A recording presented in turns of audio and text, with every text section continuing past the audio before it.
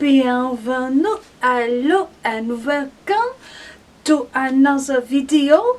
So, as I promised, I am bringing you a German book. I am bringing you the book Narcissus and Goldmund by Hermann Hesse.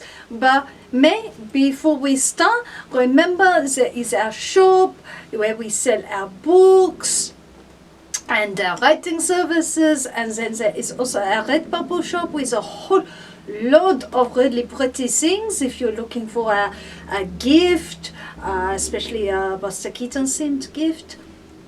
So if you are interested in that, come check our shop, support us in that way. If you do not want to support us in that way, please drop us a like or subscribe. That also helps enormously. So thank you. Now to our book. I promised after last time, and we did an English book, and you know my feeling about the English book. Yes, we do a German book, and I have read this.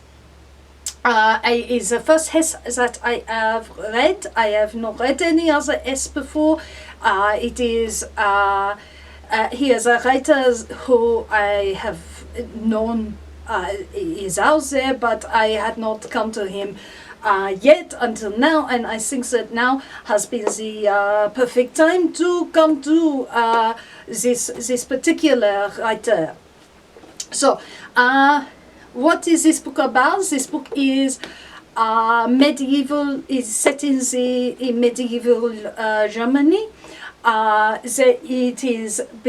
It is about a friendship between two young men, Narcissus, who is a novice at a monastery and a teacher, and the young man Goldmund. The young man Goldmund, who is a student, and the friendship that develops between the two men, the dark, very austere, very rule-based Narcissus, and the blonde, very sensual, artistic Goldmund. And so during the friendship that develops between the two, Goldmund discovers that, and so does Narcissus. Narcissus helps Goldmund to discover that he is not cut out to be for monastery life, to be a monk. He is not an intellectual like Narcissus is. Narcissus is the word of the intellect, the word of academia, the word of discipline. It turns out that Goldmund is not that. He is not an ascete, he is a sensual, he is an artist, he is for the world. And so he leaves the monastery without telling anyone, or he does tell Narcissus. Narcissus is in preparation to take holy orders, so they both are at a point where their future is going to be decided. And Goldmund leaves partly because of a young lady who we meet in the forest and who says, "Oh, come back tonight." He goes, he sees a young lady. It was as the young lady is married, but Goldmund does not return to the monastery. He stays out in the world, a traveler who very rarely settles down, who never finds that the doors are closed, that the arms of women are not never closed to him, because he is a very beautiful young man, and the women are more than happy to have their way with him, and he is more than happy to have their way with them. So he does find that the world is existing is mediated a lot by the feminine. He is prompted out of the world, out into the world, because of his unlocked remembrances of his mother, and it is through the feminine that Goldmund discovers his true position in life. He is a vagabond. He does settle down and work as an artist and learns the craft of artistry to the point that he can become a journeyman, a traveling craftsman. So he develops his skill. But he has no desire though to be tied down. When much later in life, Narcissus and Goldmund meet again. It is Goldmund has unfortunately fallen foul of the authorities, and it is Narcissus, with his discipline, with his rigorousness, with his austerity, who has the capacity to save his friend. And Narcissus brings Goldmund back to the monastery. Goldmund has decided that much of his wandering has finished, and he is commissioned to build an altar, carved wood altar, which he does. He actually produces 2 huge works for the monastery, and ultimately he does, against the vagabond ways, draw him out, because just as he found with his master who taught him how to do the wood carving, he found that being stagnant does not suit him. He cannot be stagnant, he cannot sit. This last wandering is not good. He is too old to have that life. He is ill. He returned to the monastery, where he does die. It is a very interesting book. It is a book about a relationship. Although the book of the narrative spends most of its time with Goldmund, and we see very little of Narcissus's life within the monastery. It is the fact that the monastery is so unchanging, so austere, so rigid, means that one day in the monastery is more or less like another day in the monastery. So when we see Narcissus, we have an understanding of how, although not uneventful, how his life is very stable compared to Goldmund, and Goldmund's life obviously creates a more interesting narrative drive. There are some very interesting. This book is a book from 1930s, or it was not translated into English until 1950, I believe. There is among the adventures that Goldmund lives through. He lives through the plague, and he lives through the plague in Germany, in Europe, is Middle Ages, and he meet various different people within the plague. One of whom is a Jewish woman who has had her family, her community targeted and killed, and is now, he meet her, and he offer her what he offer all women, which is what he offers. He offers sex, he offers companionship, but he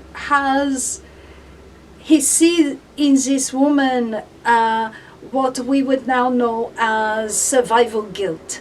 She feels intensely guilty because she ran away and survived the mob that destroyed her house and killed her father. So it is very interesting, because this is in this book is 1930s. This book is well before the Second World War and the Holocaust, and yet we see Hesse understanding the targeting of the minority. It is very interesting to read in after this, because it is a meditation on how this part is very much a meditation on how fear turns people into monsters. How fear makes people be monstrous. And how vulnerable communities who are not part of the mainstream actually are. And this is very clearly understood. Anti-Semitism was right through Europe, especially in the 19th and early 20th century, but it has this long history, and while Hesse, when he wrote this novel, had absolutely no idea of what was coming, it is interesting to think about how how culpable people are. The culpability of these really toxic attitudes, these poisonous attitudes towards outsiders, and how deadly fear is when combined with toxic attitudes. It is very interesting in that regard. Hesse was German and lived in Switzerland, so obviously Hesse was somewhat, or more than somewhat, was very acutely aware of the political climate that was developing in Germany throughout the 20s and the 30s. So he is a man who can see which way the wind is blowing, and he can see a world in which Germany and Europe's Jewish population will again get targeted. So it is interesting to see this in this book from before the war. Now, this book I found was quite interesting because it is very Jungian. And I say this because, apart from anything, I found very, very little written in English about this book. It seems to be a book that has not sparked a great deal of academic attention, at least not that I found doing search through journal articles at in the State Library website. Mais reading it, I found that it is very the dichotomy between Narcissus and Goldmund is very Jungian. It is, you have the Apollonian. It is older than Jungian. You have the Apollonian Narcissus, discipline, rigor. You have the Dionysian, sensual, go with the flow, Goldmund. These ideas of duality within the individual is Narcissus and Goldmund. Are they one or are they two? Are they either side of the human condition, the pull of discipline and the desire for freedom? You can read it in that way. And as I was thinking about this, I was going to bed last night and I was thinking, oh, I know what else this is like. This is like the tarot. Basque. I have some cards. We have in the major arcana. In the major arcana, and it probably is an even better descriptions than Apollonian or Dionysian and Jungian things do tap very much into archetype of which the tarot taps into. Mais the first, not the first two cards, but the next four cards of the major arcana: the High Priestess, the Empress, the Emperor, and the Hierophant. This is the Patrick Valenza tarot. So The way that I would read this is, we have Goldmund, who is following, is in Empress, is in feminine flow. This is the card of sensuality. Is this a card of fecundity? He is the artist after all, the creative force. The Empress is a creative force in nearly every tarot deck. The Empress is clearly pregnant. Sometimes you have to read the symbolism a little more. In this one, you have to read the symbolism perhaps a little more. She's not very pregnant, but she is pregnant. That is why her stuff is blooming. This is Goldmund. Goldmund lives also in a world which is very governed by women. One of the last things that Goldmund says is, as he is dying, he laments that Narcissus does not know his mother. Because how will he die without a mother? Because for Goldmund, the feminine is pulling everything through life. It is the life of flow, of fecundity, of regeneration, of creation. So that is Goldmund. On the other hand, we have Narcissus, who is like the emperor. The emperor is discipline. The emperor is austerity. The emperor is the sacrifices that are necessary. The emperor is can be a very stern card.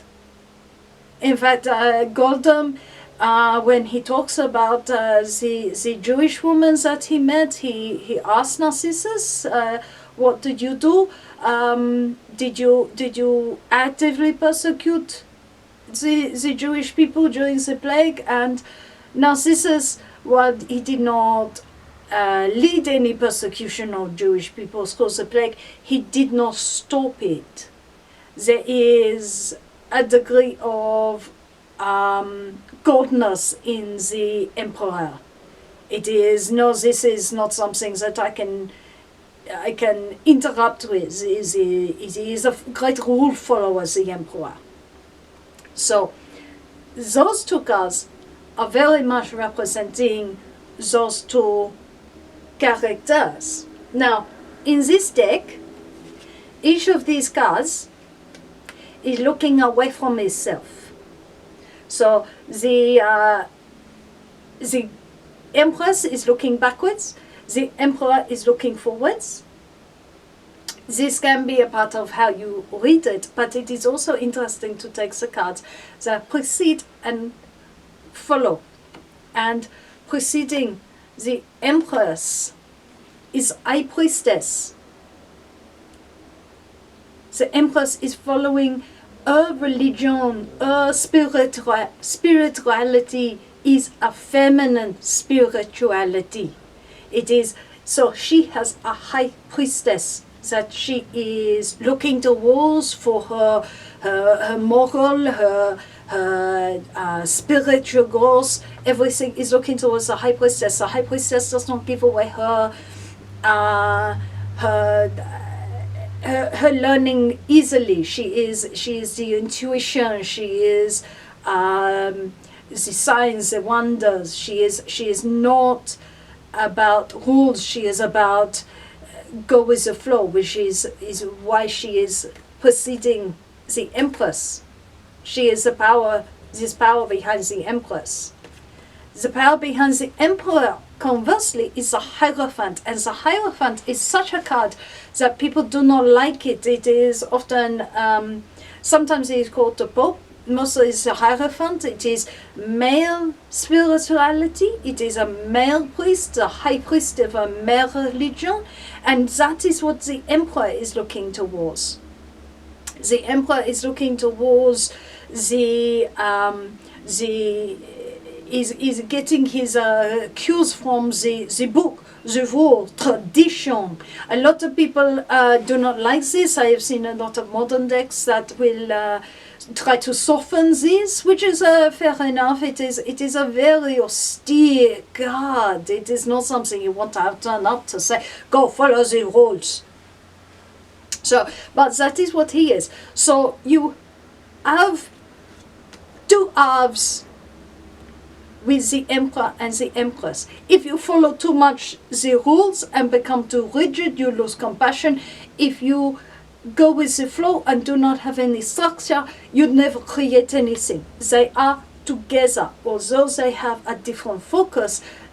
The Emperor provides the Empress with rules and structure, and the Empress provides the Emperor with compassion and creativity. So it is that is essentially what Narcissus and Goldmund do. One is all intuition. One is all that part of the psyche that is creative and that is not necessarily terribly concerned with tradition or the rules or this is the way that it is done, and the other is the discipline and the rigid, and it is you can read this as that melding, which is why these two are friends, although they seem to have nothing in common. They provide the missing part for the other. They are Narcissus is able to talk to Goldmund once they meet again as an equal. There is not the teacher-student relationship. To have the Emperor, the discipline, you need the discipline to learn. So that is why the relationship is unequal, because you cannot be creative without discipline. You cannot create things without discipline. It is necessary.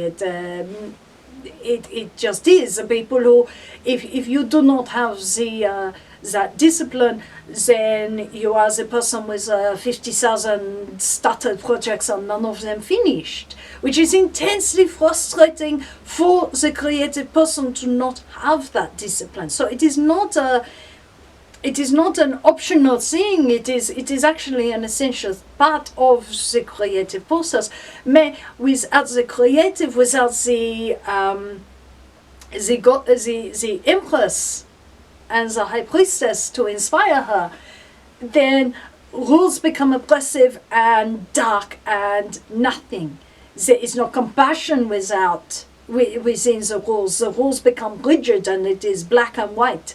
Whereas when you bring in the flow and the compassion of the Empress, you have mercy and you have justice.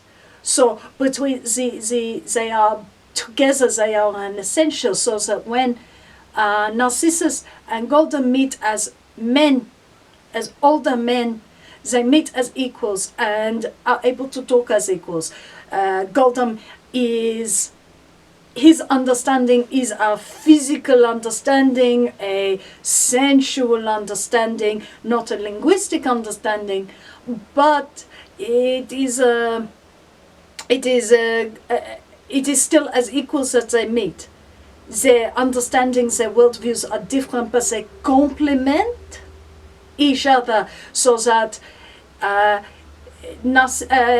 Goldmund can create a beautiful piece of art for the church.